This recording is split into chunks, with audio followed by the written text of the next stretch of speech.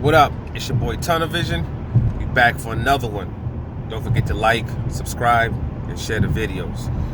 Man, it's gloomy as hell out today. God damn, man. It's miserable. It's like that UK weather out here right now. I don't know how people live in that damn country. I couldn't see, man. I couldn't see that every goddamn day. Hell no. But anyway, yeah, Usyk, just came off his victory, and he's kind of backed off the whole facing Deontay Wilder thing. He's not necessarily talking about Deontay Wilder anymore. What he said that what he wants to do next is he wants to take on the Andy Ruiz versus Anthony Joshua winner.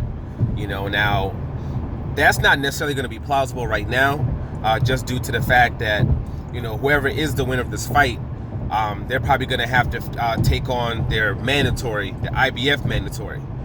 That's going to be their next fight after this, regardless of who wins, because they can't do a unification because Wilder's contractually obligated right now to not only to Luis Ortiz, a fight that we don't know if he's even going to get past that. We don't know. That's going to be a tough fight, period. But if he gets past that, he has to take on Tyson Fury. So unless Tyson Fury gets into some kind of drug binge or some kind of alcohol thing, starts failing drug tests, which I think is very, very plausible, and I don't believe that the whole, fight with him and Deontay Wilder is edged in stone, because that man is a loose cannon. You never know mentally where he's going to go, and he's already showing cracks in that mental armor already. We don't necessarily know if that fight's is going to happen. If it doesn't, then, if Andy Ruiz wins his fight against Anthony Joshua, then we're looking at a unification. Then we're looking at a possible unification bout. But if Anthony Joshua wins, we know he's not about that life when it comes to Deontay Wilder. I don't see that happening. So, but still, he's still gonna have to take on this mandatory. So, and then after that one, then you could see him take on Alexander Usyk.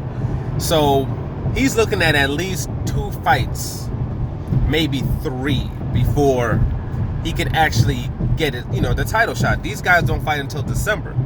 It's October, So I think for his next move, I don't think he should be worrying about taking on the winner of that fight next. That's your ass. That's you sitting on your ass for a very, very long time and having a very long layoff. That's not a good thing. I think he should take this time to try to acclimate better to this weight division. You moved up.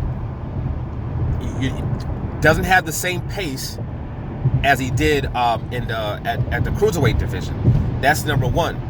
Doesn't have the same pop. As exhausted and tired as this Witherspoon boy was. He was good. He was fine. I mean, he had good punch resistance. Everything. He was straight. He wasn't being devastated in any way. So he doesn't seem to have the same pop as he did in the lower weight divisions. Like I said before, not moving at the same pace. Doesn't have the same speed. He's looking a lot slower as well. All not good. He needs to try to get that back if possible. So since you're not going to be able to face these guys anytime soon, stop. Don't be inactive. Don't just sit around. Don't bullshit around. You need to set up other fights. Get these 2 fights underneath your belt. Maybe 3 if you can, before taking on that level of competition. For your next fight, move up the competition a little bit. Move up the competition a little bit. See how your body reacts. See how you physically react. And I think he came in at 215 pounds? And you're facing guys that are, you're going to be facing guys that are 30, 40, 50 pounds bigger than you. So you're going to have to be able to keep them off of you. Like I said before in my previous video, even somebody like Adam Kawanaki, you can't keep Adam Kawanaki off of you. He's going to fess you up. He's going to take those shots. He's going to keep coming at you, and he's going to put you down. So you need to work on that game. Acclimate to that weight division. Maybe, you take on another fight. Maybe you start to feel a little bit better at that weight. Maybe you start to move a little bit faster. Maybe you get a little extra pop in your punches. Maybe you move a little bit faster, especially from B to A. If you're slow from B to back here, you're in trouble. Because Ruiz is going to counter the hell out of you. Deontay Wilder is going to counter the hell out of you. You know, and him, it just takes one punch. Like he said, you got to be perfect for 12 rounds. I just got to be perfect for 1 second. That's the kind of fighter he is.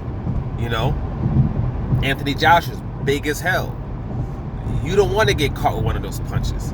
It's gonna feel different. He gets hit by these guys. It's gonna feel a lot different than what he was feeling at the cruiserweight division. So he needs to be at the peak of his game, the absolute peak of his game, when he gets himself to the point where he takes on these guys.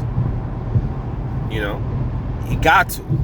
So take advantage of the time that you have. You know, you have that WBA mandatory spot. You're going to get your shot, you know, probably within the next 2 fights, but these guys don't fight till December, January, February, March. They're probably not going to fight till April after that, May, June, July. You're looking at probably the earliest next August. Looking at next August. So you can, you know, you can put in some bouts there, almost like you're moving like not a prospect, but like a contender that's trying to get themselves into position for a title. You know, stay active. Don't sit around, because I know that's what they're going to end up doing, especially because they're paying him dough. They're going to have him sitting around. You know, they're going to have that boy sitting around. And it's like, F that, don't do that. Even if you have to be on somebody's undercard, F that, do it anyway. You know, you're trying to get ready for that big moment. So since you're trying to get ready for that big moment, do everything that's necessary to put yourself into the best position to have success when you get that opportunity. You know, so if that means being on somebody's undercard in order to be in a fight, if that means taking a little bit less money, fuck it. Do it. Just do it. Because you don't want to go in there not being at your absolute peak. You don't want to go in there not making those adjustments that you need to this weight and acclimating to this weight division. You don't want to do that. You know, you're carrying, you know, you're not, the fact that you're not cutting down and you're just coming in 15 plus pounds heavier, you're going to feel different. You're going to move different. You're going to be different, you know. I'll, you know, go up and down. I'll lift. So I'll go up in weight, then I'll cut back down, go up in weight, cut back down. Even when I'm up in the weight, I'm still thicker, I'm still dense, I'm still muscular. If I'm on the basketball court, doing whatever it is, or I'm sprinting on the track, it's a whole lot different than when I'm down at my lower weights. I'm a whole lot faster when I'm down there. A whole lot faster. Movement is completely different. Completely different. So if you're going to stay up at this weight, you got to just acclimate to that weight. You got to do it. Because right now, for the package that you put out there in that Witherspoon fight, that's not going to cut it. And when I say that's not going to cut it, I mean that's not going to cut it as far as surviving. Forget winning. Forget about the winning. We're not even talking about winning a fight. We're not even talking about being competitive. We're talking about surviving. It's not going to cut it. It's not. You're going to get stopped by these guys. You're going to get stopped. So you need to do everything possible to get back into that form that you were in at the cruiserweight division. And that means having more fights at the heavyweight division.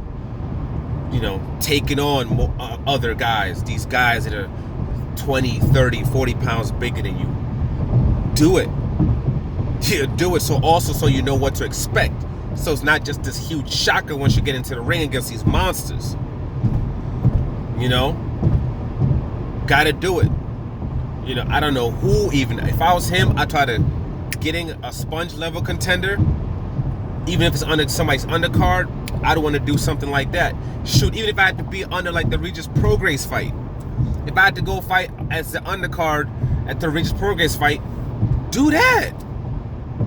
Do that. Take on that level of competition, and then after you're done with that, take on like a Fury or a Parker. A Huey Fury or a Parker. Take on someone like that. Or both. See if you can end up getting both of those guys. Or get one of those guys, and then after that, take on like a Dillian White. But get 2 to 3 fights in there. Even if it's not Dillian White. That's what I would do, actually. I would take on a Huey Fury. You know, and then and take on a Parker. Either one, doesn't matter which one's first or second. Take on those guys, and then after that, you can take on an Anthony Joshua. You know, you can take on an Andy Ruiz. You know, if Wilder versus Fury ends up being a trilogy, then you can take on one of those guys. You know, and end up maybe even put yourself into a space where you got 3 of the belts. Then you can go against Deontay Wilder if he comes out victorious, or whoever comes out victorious from that side with an undisputed bout.